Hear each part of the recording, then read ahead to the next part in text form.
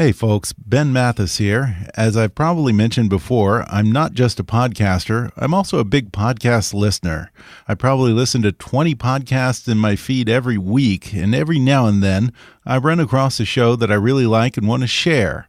That's why I'm putting out this special bonus episode this week to introduce you to my friend Seth Godin and a new podcast called Akimbo.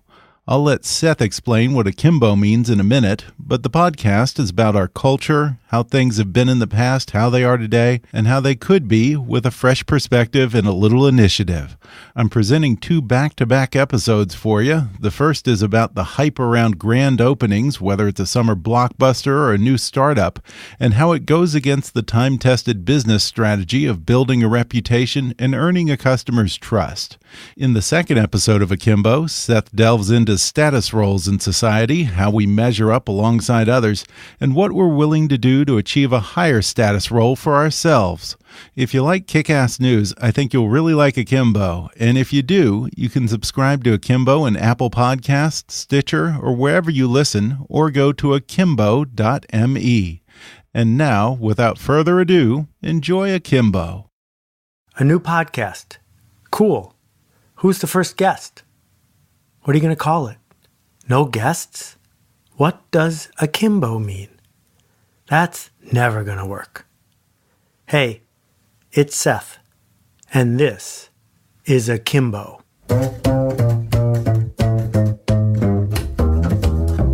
And now a word from ZipRecruiter, our presenting sponsor. What do eyebrows have to do with making the right decision? A whole lot, actually. Hey there, I'm Ian Siegel, and I'm the CEO and co-founder of ZipRecruiter, the smartest way to hire. Being an entrepreneur and owning a business has been a dream of mine since I was a kid, and I've learned a lot of interesting things while turning that dream into a reality. Like how to tell if your big idea is really a big idea. Hint, it involves eyebrows. More on that later in the show. I founded ZipRecruiter because I knew there was a smarter way for businesses to find talent. Today, companies of all sizes and industries use ZipRecruiter to fill their hiring needs. And if you're hiring now, you can try ZipRecruiter for free at ZipRecruiter.com/Seth. 80% of employers who post on ZipRecruiter get a quality candidate through the site in just one day. So try it for free at ZipRecruiter.com/Seth. See you later in the show. The Italians have a wonderful phrase, salto mortale, the dangerous leap, the leap into the void. That fear we get in the pit of our stomach just before we commit. That fear that it's not going to work out. It's too soon. I'm not ready. And so we wait. But some people don't wait. Carl Benz, when he launched the car, did it in Germany, where it was against the law to drive a car. And there were no passable roads. And there were no gas stations. He should have waited. Gutenberg, pioneer of movable type, launched the book when there were no bookstores, and when no one knew how to read, and when reading glasses were required but hadn't been invented yet. He should have waited. Internally, there's constant pressure to hesitate, to hold back, not to launch, to find flaws, to give ourselves one more chance. But recently we made it worse. We made it worse because in all capital letters we added launch big. That you need a grand opening. That if you can't have a home run, you shouldn't even try. I blame it on Gilligan, on the Brady Bunch, and on the Beverly Hillbillies. It goes all the way from there to The Odd Couple, all the sitcoms we grew up with. The Flintstones, which are sort of like the Honeymooners, but in prehistoric times. The Brady Bunch, here's the story of a lovely lady. All these shows had a lot in common. One of them was this. The first 45 to 60 seconds was a theme song that explained in detail the entire storyline of the show. Even though the show, after commercials, was only 24 minutes long, the network insisted that they spend a minute to catch everybody up. That makes no sense. Why would you do that? So it's a mystery then. Why invest so much of this precious time in repeating a long theme song to make sure that no one was confused? Well, it's not that much of a mystery if you understand that before the internet and cable, there were only 3 TV channels. Half the country was watching 3 channels. And if people switched from one to the other, you'd lose them. Maybe forever. The show was live. That was it. Once and done. And so you got conservative because you needed the grand opening, the big win every time. Where did this idea come from? Because it doesn't line up with the way that civilization evolved. For a really long time, if you bought something, you were buying it from someone that you already knew. The people in the village were the people in the village. The butcher, the baker, the candlestick maker. They didn't need a hype man, an advance man. They didn't need somebody pushing for the big grand opening. They were there yesterday, and they were going to be there tomorrow. I think it's worth understanding. It came from the carnival, from the traveling salesman, from the medicine man, from the people going village to village. They'd send their hype man up front, their advance man. They knew they only had 1 day, 2 days, 4 days to make the sale, and then they were leaving town again. If you blew it, it was live. You weren't going to get another chance. And so the grand opening. And so the need to pigeonhole yourself, the need to get it right the first time, to go big or to stay home. The carnies, the guys in the carnival, called it a bally.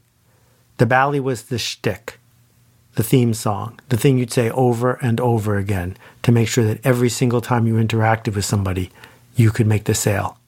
Here's one from a bunch of years ago, trying to get people to go in and see the piranhas. Get your tickets and come in. Killers of the Amazon can devour a cow in a matter of seconds, can leave nothing but the bare bones.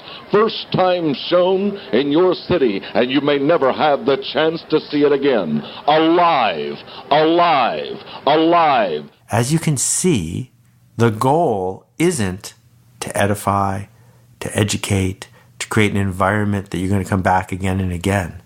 The goal is to take your money and then leave town. And this idea that we've got to be in a hurry spread from that to the mass marketing of TV to the movies. It used to be that a movie could run for 3 months, 6 months, 9 months in the theaters before it went away, usually forever.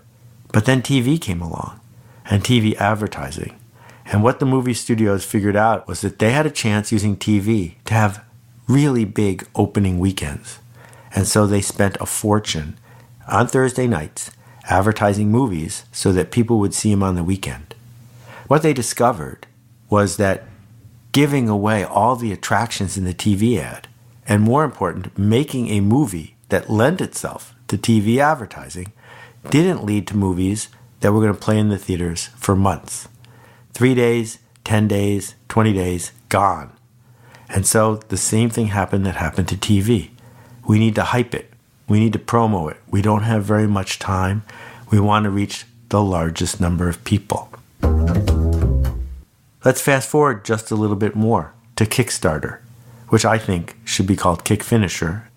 The reason it ought to be called Kick Finisher is that in order to make a Kickstarter succeed, except for the obvious edge cases, the random 1 in 10,000 that get lucky, someone had to get lucky.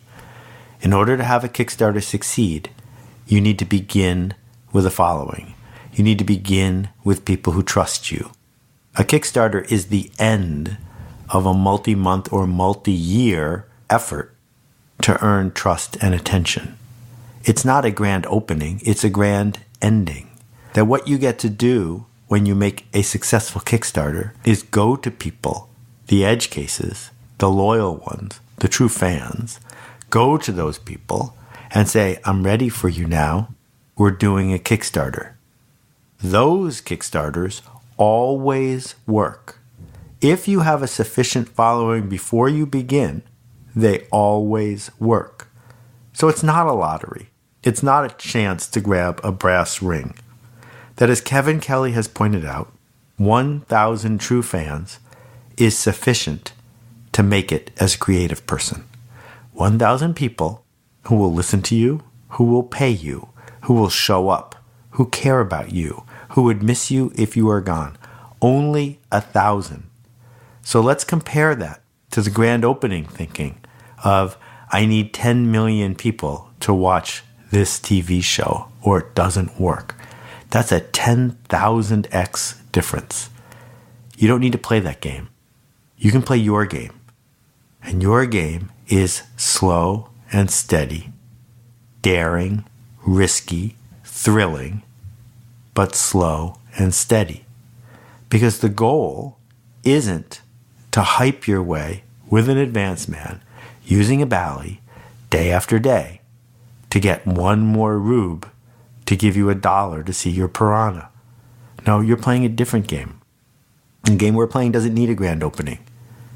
It needs a grand finishing. There must be an alternative. How did Wikipedia grow without a grand opening? What about Harry Potter or The Martian? What about 50 Shades of Grey or Microsoft or Kiva or the Union Square Cafe? The list goes on and on. Most of the brands, most of the organizations that we care about, they didn't have a grand opening. They didn't have a hype man. They didn't launch with a bang. There must be another way. The alternative is called First 10. Everyone knows 10 people. Everyone has 10 people who will listen to them. Tell 10 people. See what happens. If those people tell others, the word will spread. If they don't, make better work. Take your